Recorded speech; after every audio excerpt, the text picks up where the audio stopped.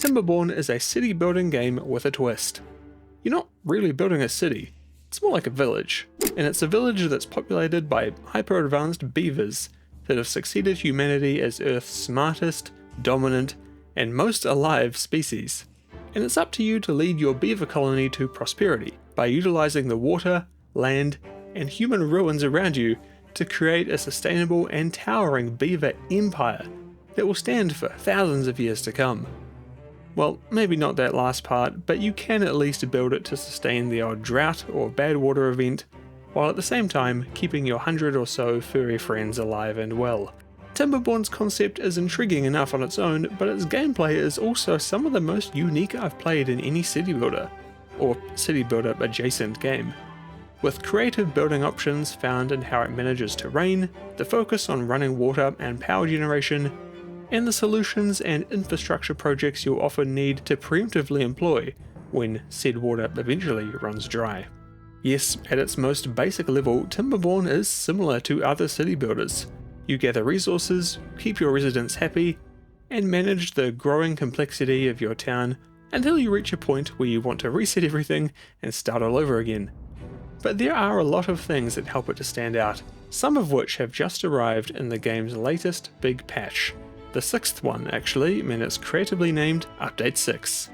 It's a chunky patch and it includes a quite literally game-changing 3D water system, as well as expanded verticality, endgame wonders, official mod support, and a lot more. So sit back and relax as I tell you a bit about what makes Timberborn great, and why I haven't been able to take my hands off it these past 2 weeks. This video is sponsored by Mechanistry, developer of Timberborn, and Deerdrop. You can check out the game using my link in the description.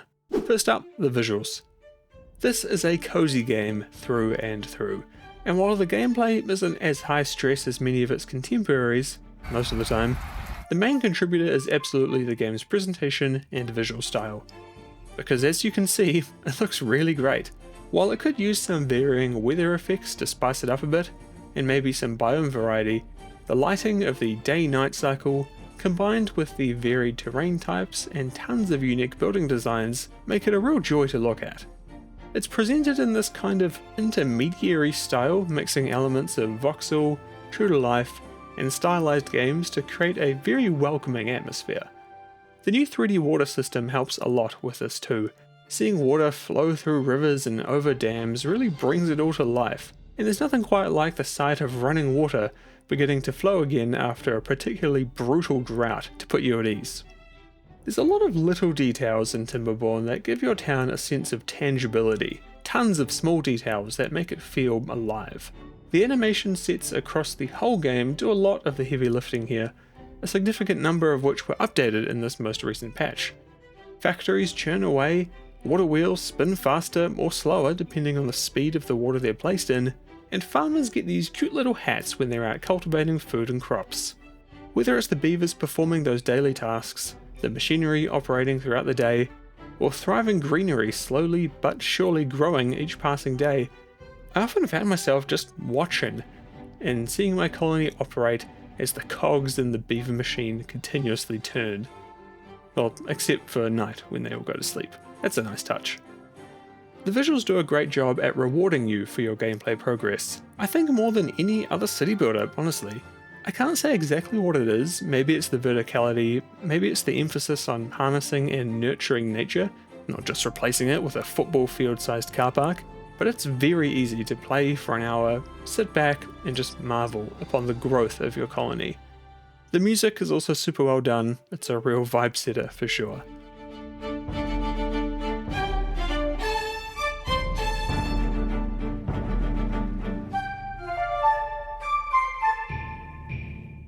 Starting a game of Timberborn gives you a few options. You decide your faction, pick a map, choose your difficulty, and boom, you've got a beaver colony. But off the get-go, it's important to remember the kind of game that Timberborn is. There's no multiplayer, there's no combat, and there's no real definitive end goal. Update 6 did bring some big endgame-ish wonders, but they don't reward you with a victory screen or a game over, or anything like that. It's just a fun thing to aim for, a target to direct and utilize your vast industry. And you know, I don't even think there's a way for your buildings to be destroyed without you doing it. If there ever was a game that embodied the vibe of kick back and put a 4-hour video essay on your second monitor, well, this is it. That's not to say the game can't be challenging though. There are 3 difficulties to choose from, all of which can be customized to your heart's content basically. For simplicity's sake, I just left mine as is.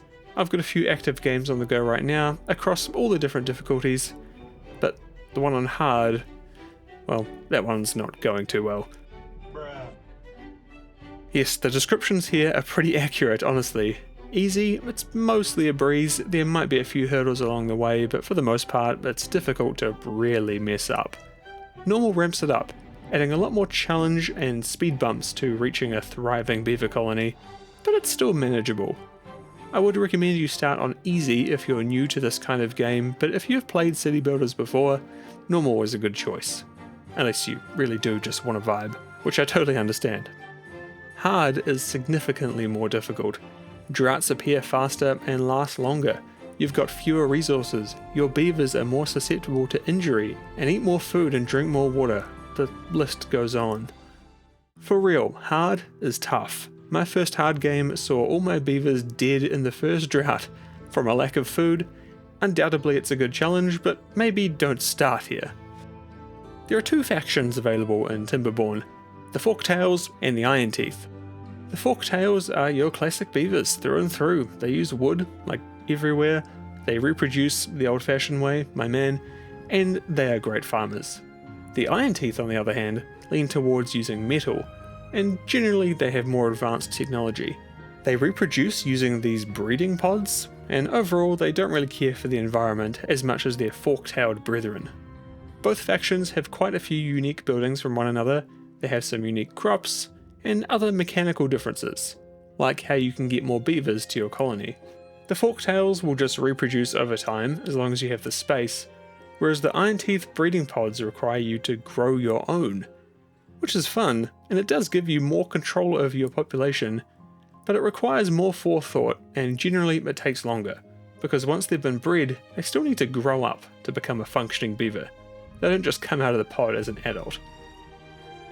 No matter which faction you choose though, the unique gameplay you'll find in Timberborn is mostly the same. The 2 main things I've found that make it stand out are the focus on verticality and the water mechanics.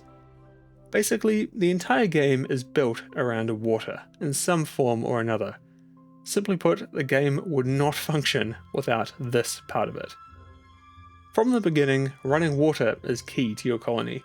It provides power via water wheels, it ensures your crops and trees are healthy and productive, and well, it keeps your beavers alive, which is important. You can imagine then how a drought would be somewhat detrimental to your colony. Power runs out, the crops dry up and die, no one can drink anything, things can get bad, and fast. So a lot of the gameplay becomes centered around building in redundancies to the inevitable lack of water, and building your infrastructure in such a way that it can survive the droughts, keep your beavers alive and happy, and still remain thriving. This can be achieved in a multitude of ways, which is what I really love about this game. You could invest in wind power, build out big battery farms, and massive water storage facilities to last through the drought. You could undertake massive infrastructure projects to dam up the water supply, and ensure it keeps running even when the map flow stops. The new sluice gates added in this update are great for this. Or you could pull off insane feats of engineering that I can only dream of, and make the game a true playground. Like some of the stuff that I see on YouTube that people have made, yeah, is extremely impressive. This is like when someone makes an actual computer in Minecraft. It's like, how do you do it? Anyway, the water mechanics are awesome, and now that they're in 3D, it's expanded even more. But just be careful, water is a force of nature at the end of the day, and it won't hesitate to flood your entire colony if you manage it poorly. Like, I thought I was being a smart guy here, using dynamite to blow a hole in the hillside and bring a new river flow down from the mountain. But because of a blockage at the end, the water just spilled out and almost flooded this entire section of my colony. Luckily, I'd set up a few more explosives for something else, and I managed to detonate them and catch most of the approaching torrent and keep me safe for a little while longer. Whew, close one. That leads me on to verticality. Water always flows from a high point of the map, and you can direct or block it as you see fit. There's a multitude of ways to go about it, and your colony building is directly influenced by the verticality of the terrain, and the water that flows through it.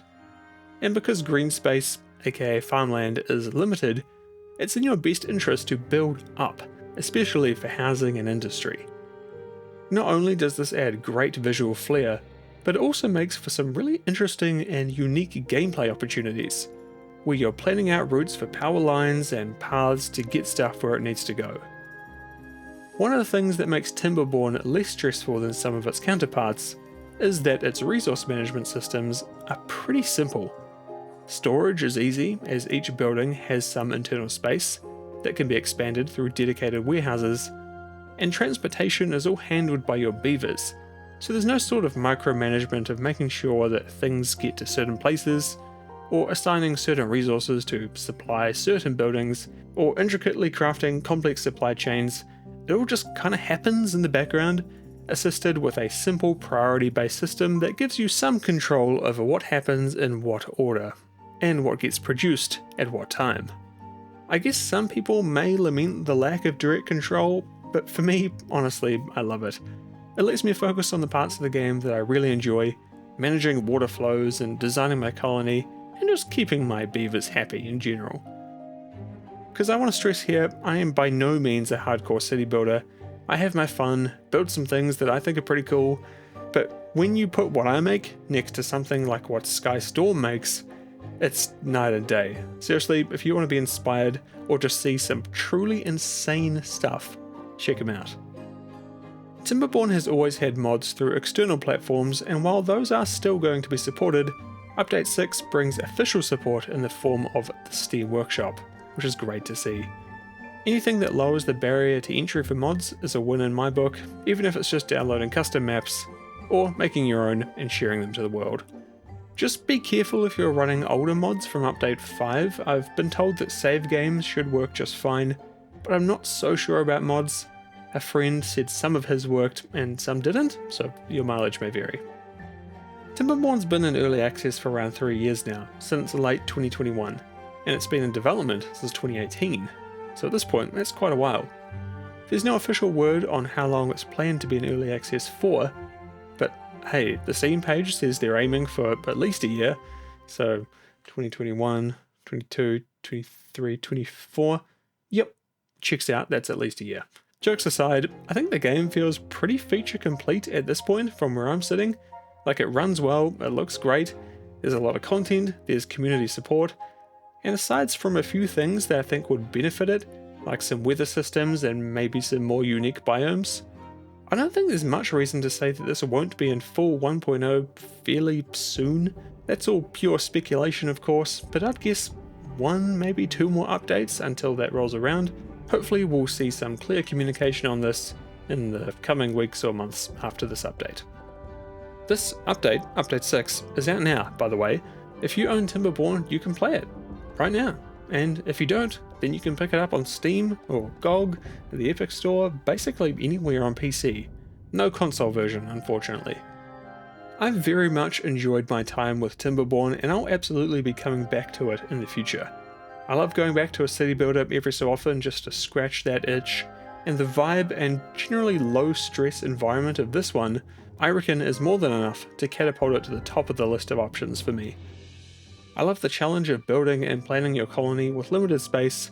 Building vertically with all these intricate pathways and designs really is satisfying, as is manipulating the flow of water and building smart redundancies to keep your colony moving throughout droughts and bad water events.